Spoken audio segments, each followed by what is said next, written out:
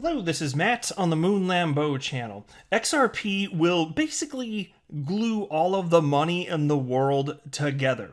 There will be no Internet of Value without XRP, with, of course, the Internet of Value just being this concept of money being able to, any asset of value being able to move around as freely on the Internet as information does move around the Internet today.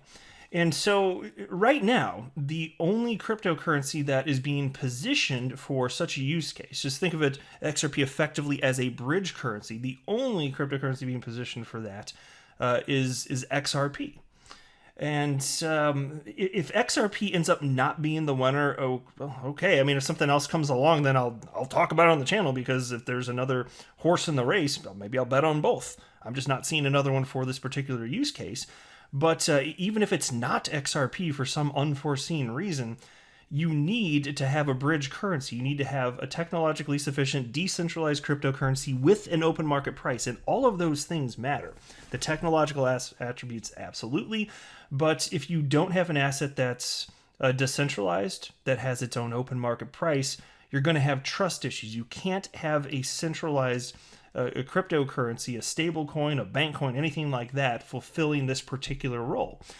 And so it's a filling the role. Here's a fun comparison. It's like you can think about the internet being a network of networks, and what glues the internet together is it's TCP/IP. It's the protocol that makes that all possible. It makes interoperability a thing. But money just doesn't speak to other types of money. If you're talking about moving it, you need a bridge, and especially in an increasingly liquid world, it's got to be either XRP or some other cryptocurrency that's being intentionally placed for that. I just don't think you're going to have a cryptocurrency that falls into that for a number of reasons. And so seeing the way that things are actually unfolding here, the actual evolution of the cryptocurrency asset class, it's kind of exciting. So I wanted to share with you a couple stories that indicate to me just how important setting this up properly, the Internet of Value is. And this is Ripple's mission, the Internet of Value. I do want to be clear that I don't have a financial background of any kind. I am not offering financial advice, and you should not buy or sell anything because of anything I say or write. I'm just an enthusiast who enjoys making YouTube videos purely as a hobby. That is all that it is. And here's a headline from Cointelegraph.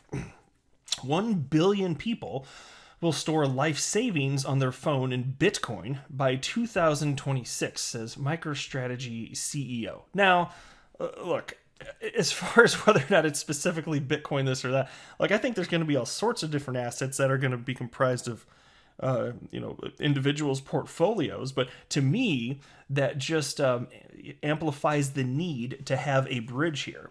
But still, directionally, this is kind of in part where things are going. So I want to share with you this idea. Bitcoin will be the savings method for choice for 1 billion people on their phones by 2026, MicroStrategy CEO Michael Saylor predicted. In an interview with CNBC on February 23rd, Saylor, whose company owns in excess of 70,000 Bitcoin, continued his public Bitcoin advocacy, calling it, quote, the dominant digital monetary network. Saylor was speaking in a day after United States Treasury Secretary Janet Yellen described Bitcoin as inefficient, comments that accompanied a price dip of over 20% from all-time highs of $58,300. Now, for him, however, the comments were of little consequence compared with the broader Bitcoin use case quickly encroaching into more and more people's financial lives. And so you can think about this. This is why there will not be one coin to rule them all. Different cryptocurrencies have different technical attributes. There are different people that have different personal incentives to push for the development and adoption of cryptocurrencies for various use cases. And once cryptocurrencies are sufficiently in place for a particular use case, it will be extremely hard to supplant it without a multiplier effect in terms of efficiency or cost savings, this or that, attributes along those metrics along those lines, to make it worthwhile to make a change. And so that's why, if XRP does become the standard means of converting from one fiat currency to another, one asset to another, this or that. It's because, by the way, it's not restricted to just moving fiat currencies around the planet. If that actually happens, good luck. Good luck, because even if you had a cryptocurrency that's faster than XRP, mind you, XRP settles in 3 to 5 seconds on the ledger. Even if you had a cryptocurrency that settles in 0.1 seconds, you're not materially improving anyone's life, not in any sort of significant way. Because right now we're going down from situations where you could have transactions from one fiat currency to another take a week. And then you're cutting it down on ledger anyway, 3 to 5 seconds. And then there are local rails, but it's still effectively real time. So even if you go from from the cryptocurrency portion, say there's something faster than XRP, going from 3 to 5 seconds to 0.1 seconds, what the hell does that matter at that point? And if XRP is already the standard, you're going to upend everything that's already in place for that tiny, tiny improvement. See, that's why when there's a standard in place, it is hard to supplant. And so if Bitcoin's going to be around forever just because it's a store of value, okay, maybe that's perfectly reasonable. Maybe that will come to pass. I certainly hope so, because I hold Bitcoin. I'm long Bitcoin. But there will not be one coin to rule them all.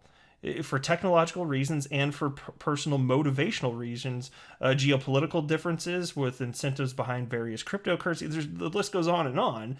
There won't be one coin to rule them all. So Michael Saylor here, he's backing Bitcoin because in his mind, it's the only one that's the clear winner in the entire asset class. He's made that opinion pretty clear, and that's fine.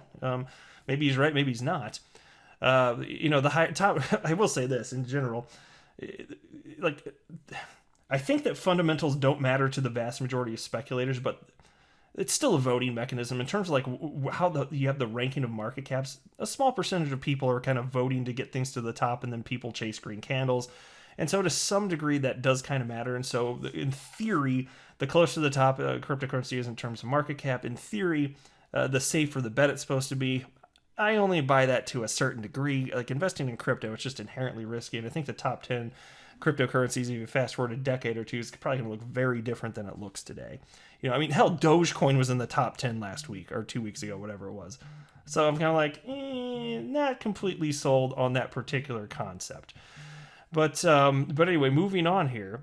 And so for him, the comments were of little consequence compared with the broader Bitcoin use case quickly encroaching into more and more people's financial lives. The story here that's not being told is that Bitcoin is egalitarian progressive technology, he told CNBC's Squawk Box segment. And here's another quote. We're going to see a day when 7 to 8 billion people have a bar of digital gold on their phone, and they're using it to store their life savings with it. And so I don't know that it's necessarily going to be just Bitcoin, and that it's necessarily just going to be in 5 years.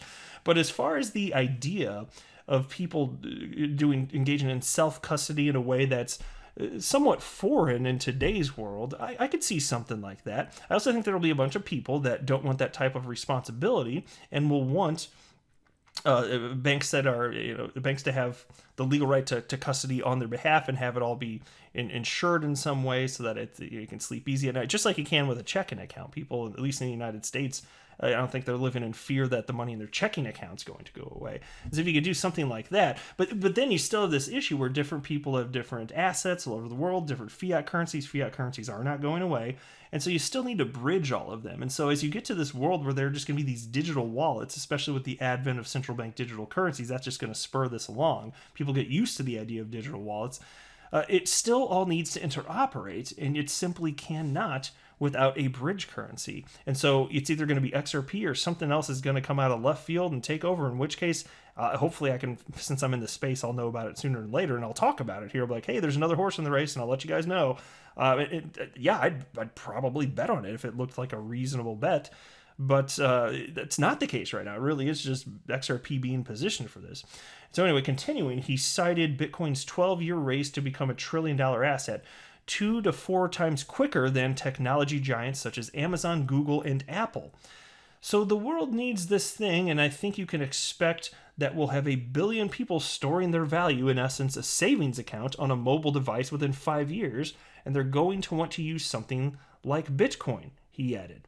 Bitcoin is the dominant digital monetary network. Well, in many ways, that's true. It kind of is now. So it's just kind of neat to see that we're at the forefront of this technological revolution. And I don't know for sure how this is all going to unfold, but that's part of what makes this fun. So it would be neat if we're all right about XRP and it really is adopted to that degree. There's certainly a possibility of it, I think. But we're going to sit tight to see how this all actually unfolds. But I'm not here for ideological reasons. So if it ever doesn't make sense to support XRP, and we see that it's actually not getting adopted as intended, we're gonna have to have a come to Jesus moment discussion. But that's not what's happening. We are seeing real world adoption, and it's awesome. But I just want to live in reality, and so that's why I keep saying if something else comes along, I'll tell you about it. I just don't see it today. But, I don't want to be a Bitcoin max. I'm not going to be like, oh my God, something else came around. Just like the claws come out and I want to fight or something like that. No, I'm not going to be like an XRP maxi troll. You know what I mean? I'm definitely not going to be like that. I could not live with myself. But I think it's cool stuff. I'll go ahead and wrap up there, though. I am not a financial advisor. Do not buy or sell anything because of anything I say or write. That would be a very, very, very bad idea. Until next time, to the moon, Lambo.